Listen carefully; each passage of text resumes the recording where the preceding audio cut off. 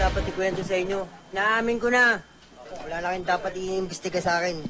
Inaamin ko na. Ako pumatay. Oh. Igalit ka ba dun sa pamilya? Galit ka ba naawa? Ate, mga katanungan nyo, no comment na po ako dyan. Hindi pa ba sapat yung narinig nyo? Ulit-ulitin ko pa ba? Ako pumatay. Ano yung kasama mo? Wala akong kasama.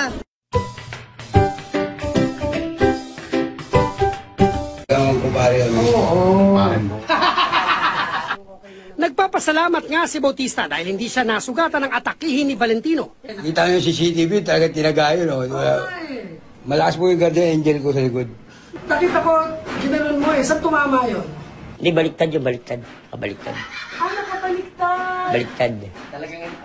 So nanakot ka lang. Ginaya ko lang si Bato sa'yo, binaliktad yung talim.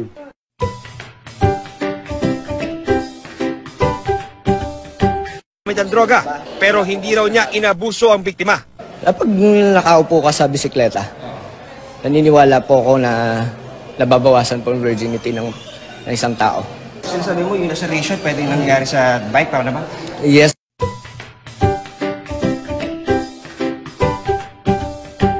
Arestyo ng positibo sa iligal na droga. Kabilang sa kanila, ang barka na si Leonard Marquez. Balak naman daw niyang magbago ang kaso. So magbabago rin po ako, kaya lang hindi po siya ngayon. Kailan? Baka bukas, sa makalawa. Pwede iwasan, kaya lang minsan may mga kaibigan na hindi mo mahindian.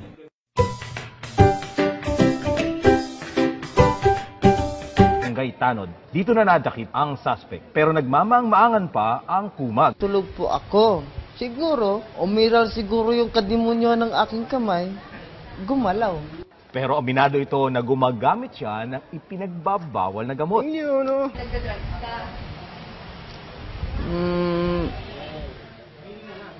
Aamin din naman ako.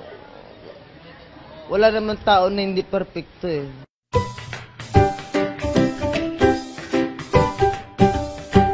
Gusto ko lang malaman, ang order ko ay bulalo. Bakit ako bibigyan cup noodles? Bakit ko babayaran yung cup noodles? Pare, ang bulalo, mga buto-buto, may laman. Pare, sinusutot ang bulalo, pare.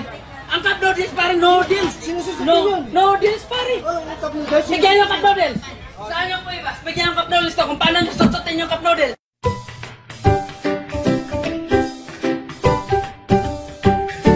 There's a lot of things you can do about money earned from that. Kush, 1.5 M per kilo. Maybe I can change the Philippines, like run for politics. Dapat ay hindi raw